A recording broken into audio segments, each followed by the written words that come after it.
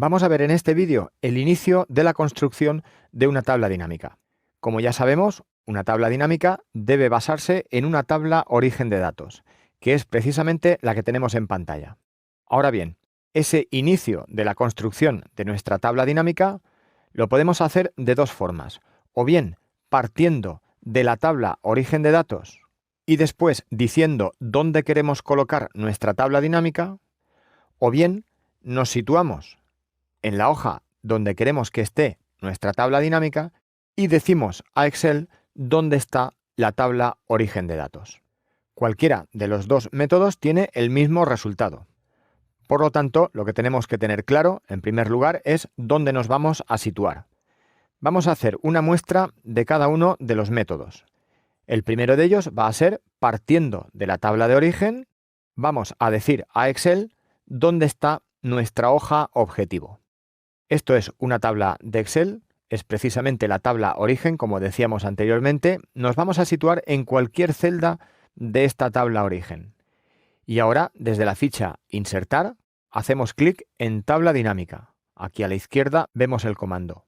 Al hacer clic, obtenemos un asistente de tabla dinámica donde tenemos que cumplimentar dos cosas. En un principio, tenemos que decir a Excel cuál es nuestra tabla origen. Puesto que hemos elegido el método de estar situados ya en la tabla origen, podemos ver aquí que Excel la ha reconocido y por lo tanto este es un paso que ya tenemos cumplimentado. Ahora vamos con el segundo. El segundo es decir a Excel dónde queremos colocar nuestra tabla dinámica. Hacemos clic en hoja de cálculo existente, aunque también podríamos haber hecho clic en nueva hoja de cálculo y dejar que Excel cree una nueva hoja de cálculo donde insertará la tabla dinámica, pero en este caso vamos a elegir la segunda opción, nos situamos en el campo Ubicación y hacemos clic en el selector de rangos. Ahora solo tenemos que hacer clic en hoja y elegir un destino para nuestra tabla dinámica. Aquí tenemos que hacer un comentario importante. La recomendación es que la tabla dinámica se sitúe a partir de una celda donde por la parte superior haya filas vacías y también alguna columna vacía por la parte izquierda. Si bien esto último no es muy importante, al menos el espacio de las filas vacías sí que es importantísimo. Una vez hecho esto, presionamos Intro y hacemos clic en Aceptar. Vemos como en nuestra celda Destino se ha creado un espacio que será el área de trabajo o donde se construirá nuestra tabla dinámica. Muy bien, pues ya que hemos explicado uno de los métodos, es decir, partiendo de la tabla origen de datos, ahora vamos a hacer clic en Deshacer y vamos a explicar el segundo método. Así que nos situamos en la celda Destino y desde aquí vamos a decir a Excel dónde está la tabla origen. Vamos a ir a la ficha Insertar, Tabla dinámica, y ahora efectivamente vemos que en el primer campo no hay nada y tenemos que cumplimentarlo, y en el segundo campo, es decir, donde hay que poner el destino, ya está cumplimentado.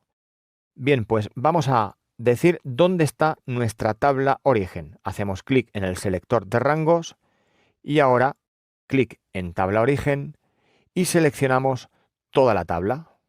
Como es una tabla de Excel, podemos hacerlo con un clic en la esquina superior izquierda.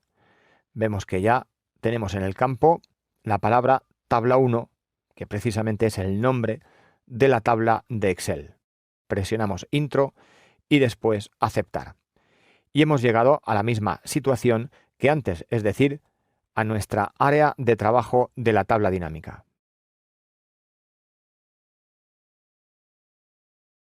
Con la creación del espacio donde va a estar situada una tabla dinámica, lo que acabamos de hacer es crear los cimientos. Por lo tanto, ahora necesitamos levantar la estructura de nuestra tabla dinámica. Esa estructura responde a la forma en la que vamos a ver la información. Para conseguir esto eficazmente, tenemos que tener muy claro cuál es nuestro objetivo a la hora de crear una tabla dinámica. ¿Cuáles son las preguntas que nos planteamos respecto a la información? Demos antes un repaso a la tabla origen para recapacitar sobre esta cuestión. Si yo estoy intentando crear una tabla dinámica, ¿para qué necesito la información? Vamos a imaginar que la respuesta a esta pregunta sea la siguiente. Necesito saber las ventas que se han producido en cada una de las rutas, aquí las tenemos en esta columna, por cada uno de los agentes que hay en esta otra columna. Bueno, pues esto es solo una posibilidad, una pregunta de tantas que podemos hacernos.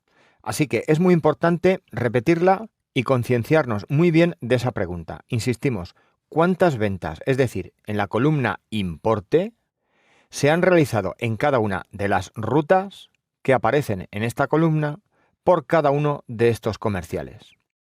Una vez que tenemos clara la pregunta e identificadas las columnas donde están los datos que responden a nuestras preguntas, tenemos que pensar qué datos nos interesa representar en las filas. También tendremos que determinar qué datos nos conviene representar a lo largo de las columnas. Tenemos que tener en cuenta que si queremos un resumen de lo que ha vendido cada agente en cada ruta, necesitamos una tabla de doble entrada. Los agentes estarán dispuestos a lo largo de las columnas o de las filas. Y lo mismo le ocurrirá a las rutas. O bien los podemos representar a lo largo de filas o a lo largo de columnas. Bien, pues vamos a ponernos manos a la obra y además vamos a entender esto mucho mejor. Hacemos clic en la hoja ejercicio y ahora con el ratón vamos a hacer clic en ruta y sin soltar arrastramos hasta el cuadrante llamado filas. El efecto es que todas las rutas existentes en la tabla origen se han dispuesto en filas. Pero en este punto vamos a retroceder, hacemos clic en esta casilla de verificación y quitamos el campo. ¿Qué pasaría si ruta lo hubiésemos arrastrado no a filas, sino a columnas? Pues que tendríamos también todas las rutas dispuestas, pero esta vez en columnas. Vamos ahora también a retroceder. Ahora es el turno del campo agente. Vamos a disponer los agentes en filas. Y aquí tenemos todos los agentes. ¿Y qué pasaría si agente lo hubiésemos arrastrado a columnas? Desde aquí también podemos arrastrar a columnas. Bien, pues con este conocimiento que ya tenemos sobre la disposición de los datos, ¿qué nos convendría más? Pues yo creo que claramente que agente esté en columnas y ruta en filas. El motivo es que hay muchas más rutas que dispuestas en filas serán más fáciles de leer que si estuvieran dispuestas a lo largo de las columnas, porque tendríamos que estar continuamente haciendo uso de la barra de desplazamiento horizontal. Bueno, pues llegados aquí ya estamos más cerca de nuestro objetivo. Pero claro, nuestra pregunta era saber las ventas que han conseguido los comerciales a lo largo de las rutas, así que necesitamos unos valores que sean sumados.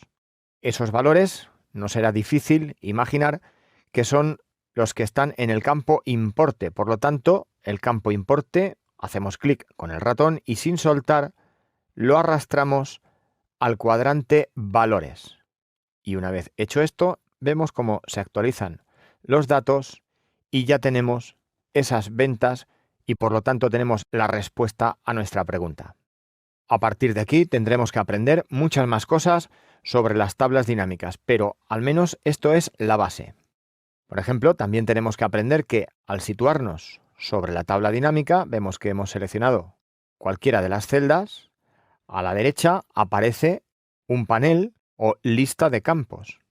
Sin embargo, si hacemos clic fuera de la tabla dinámica, desaparece ese panel. Si cerráramos este panel, por ejemplo, del aspa que tiene en la parte superior derecha ese panel, podemos volver a recuperar dicho panel si hacemos clic en cualquier parte de la tabla con el botón derecho y después elegimos Mostrar lista de campos. Y ahora también es fácil imaginar que con lo que ya sabemos podríamos hacer múltiples tablas dinámicas que responderían también a múltiples preguntas.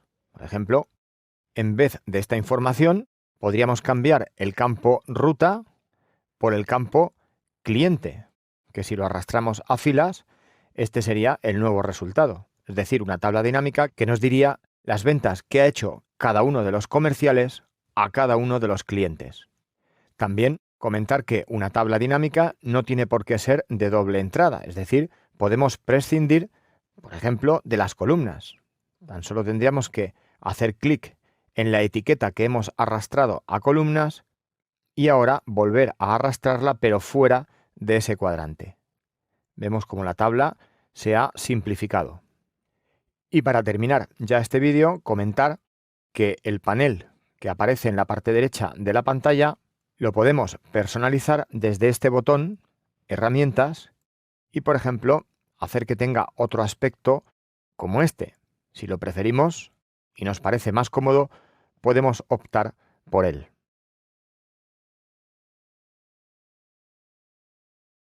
Con lo que hemos aprendido hasta ahora, ya somos capaces de crear una tabla dinámica básica.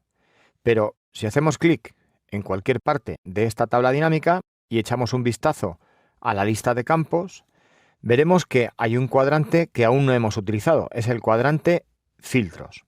Así pues, vamos a ver qué pueden hacer por nosotros los filtros en una tabla dinámica.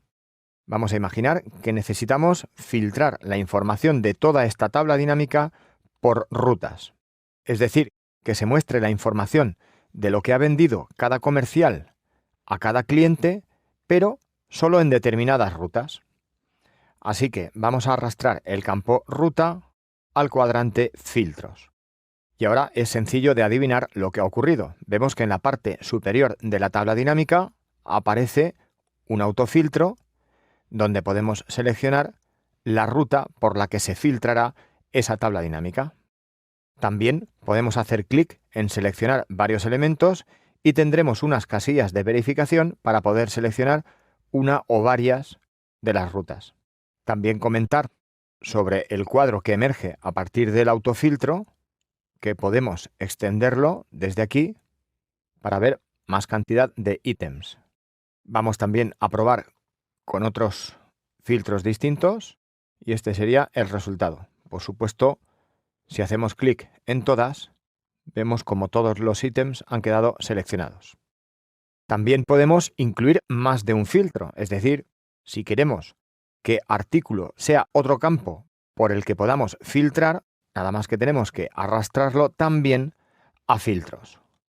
Ahora vemos que artículo se ha incorporado a la zona de los filtros. De igual manera, podemos hacer que se puedan seleccionar varios elementos y elegir los que queramos. También comentar que desde el cuadrante filtros podemos cambiar al cuadrante filas, por ejemplo los artículos, y cliente, pasarlo a filtros. Vemos como la rapidez con la que se actualiza la información en pantalla es máxima.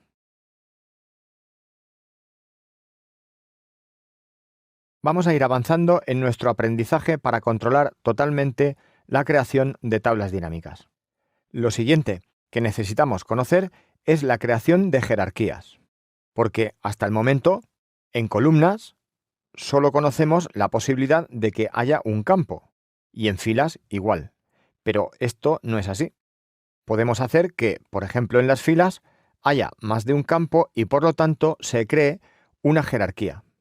Vamos a arrastrar el campo artículo, que en un principio está en filtros, y lo vamos a hacer por debajo de cliente, que ya está en filas. Ahora podemos apreciar qué es lo que ha ocurrido con nuestra tabla dinámica. Vemos cómo se ha creado una jerarquía donde, dependiendo de cada cliente, hay una relación de todos los artículos que se le han vendido. Ahí teníamos encabezando toda esta lista uno de los clientes, pero aquí encontramos a otro cliente distinto y los productos que se le han vendido. Tenemos aquí otro cliente más y así sucesivamente. Así pues, tenemos que recapacitar si al crear una jerarquía tenemos que arrastrar un campo por encima o por debajo del que ya hay. En este caso, arrastramos el campo artículo por debajo de cliente, pero ¿qué hubiese pasado si lo hubiésemos arrastrado y colocado encima de la etiqueta cliente? Pues este sería el resultado. La información es distinta porque tiene una utilidad distinta también. De esta forma, Lo que nos está diciendo la tabla dinámica es, para cada artículo, a qué clientes se le ha vendido.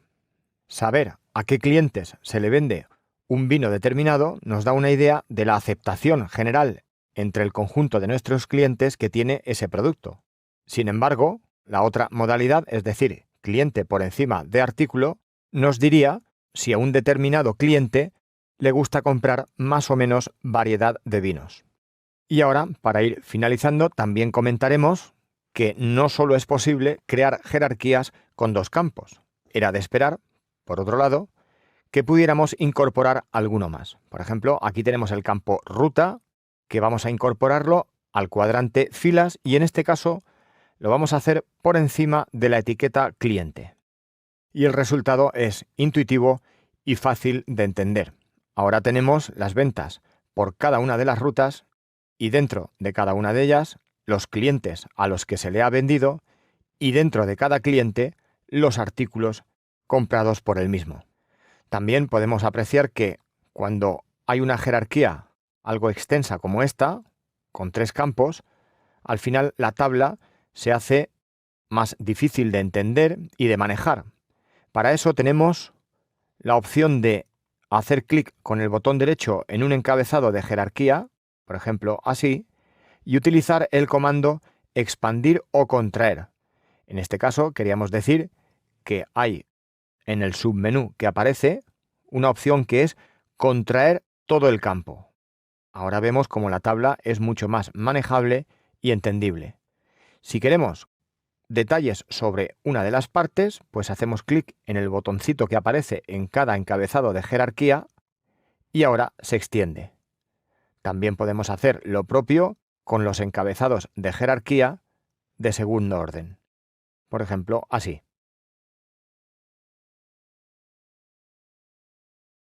Una de las preguntas más frecuentes que me hacen mis alumnos en los cursos que imparto sobre tablas dinámicas es sobre la posibilidad de agrupar la información en función de periodos de tiempo o fechas. No en vano, agrupar la información de esta forma es algo que genera mucha utilidad en el mundo profesional, puesto que es fundamental para muchos tipos de análisis. Así las cosas, esta será la temática a abordar en este vídeo y además he de decir que este tema lleva consigo una novedad en la versión 2016 de Excel. Pero no adelantemos conceptos y vamos paso a paso. Echemos un vistazo a la tabla origen.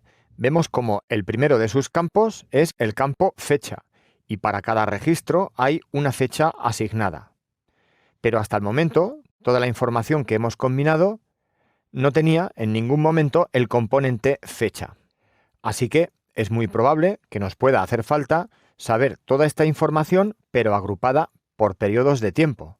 Por ejemplo, lo que se ha vendido en ruta tienda, pero en un determinado periodo, como puede ser un trimestre, o quizá durante un mes. Así que esto, ¿cómo lo podríamos hacer? Pues simplemente arrastrando el campo fecha por encima, en este caso, de ruta. Y he aquí la novedad a la que hacíamos alusión anteriormente. Nada más arrastrar el campo fecha a filas, podemos apreciar que se han creado automáticamente varios tipos de agrupaciones. Lo podemos ver aquí en el cuadrante filas, vemos que aparece una etiqueta años, otra etiqueta trimestres y otra etiqueta fecha. También en la tabla dinámica veremos que hay un encabezado de jerarquía para los años, otro para los trimestres y otro para los meses. De tal forma que, como es fácil pensar, si miramos la tabla dinámica desplazándonos hacia abajo, veremos que aparecen todos los trimestres y dentro de cada trimestre todos sus meses. Como decíamos, esto es una novedad en Excel 2016, puesto que Excel 2013 no tenía este comportamiento. Automáticamente no agrupaba por años, trimestres y meses, sino que simplemente se incorporaba el campo fecha, pero con cada una de las fechas que hay en la tabla origen. En otras palabras, el efecto que hubiéramos visto en Excel 2013 hubiera sido algo similar a esto. Vemos aquí las fechas de forma unitaria. particularmente no me gusta que Excel tome esa decisión por su cuenta de agrupar por años, trimestres y meses. Pero bueno, lo que tenemos que hacer es aceptarlo y sobre todo aprender a cambiarlo. Así que vamos a deshacer para dejar la situación que por defecto ofrece Excel 2016 y lo que tenemos que hacer, como decíamos, es saber cómo podemos cambiar esta circunstancia. Vamos a situarnos sobre el encabezado de los años, sobre cualquiera de ellos, queremos decir, y ahora hacemos clic con el botón derecho y vamos a elegir la opción desagrupar. Con ello, ya lo habíamos visto antes, pero por si algún usuario no se había dado cuenta, lo repetimos y lo que hacemos es desagrupar para ahora poder iniciar la agrupación de fechas. Bien, pues también situados sobre cualquiera de estas fechas, hacemos clic con el botón derecho y elegimos agrupar. En este momento obtenemos un cuadro de diálogo de agrupación por periodos de tiempo. Por defecto nos va a salir la agrupación por meses y de momento es la que vamos a dejar. Hacemos clic en aceptar y vemos como ahora toda la información está agrupada por meses. Vamos de nuevo a hacer clic con el botón derecho y también de nuevo a agrupar. Vuelve a salir el mismo cuadro de diálogo y ahora vamos a agrupar también por trimestres. Nos acabamos de dar cuenta de que al hacer clic en trimestres no se ha deseleccionado la opción meses, así que se mantienen las dos. Vamos a dejarlo así, hacemos clic y ya tenemos esa jerarquía creada. De nuevo vamos a agrupar y ahora vamos a la opción días. Pero ahora sí, vamos a deseleccionar, es decir, quitar la selección de meses y trimestres. Al dejar solo días, lo que conseguimos es que número de días, que es un campo que está un poco más abajo, esté habilitado. Por lo tanto, vamos a probar a establecer en 7 días la agrupación. Vamos a hacer clic en aceptar y ver qué es lo que ocurre. Vemos como ahora la agrupación de los datos se hace por semanas, puesto que hemos establecido 7 días. Si volvemos a nuestro cuadro de diálogo, podemos ver que las semanas comienzan en esta fecha y terminan en esta otra, pero podríamos forzar a que los periodos de 7 días comenzaran en determinada fecha. Es fácil pensar que tan solo tendríamos que cambiar estas fechas.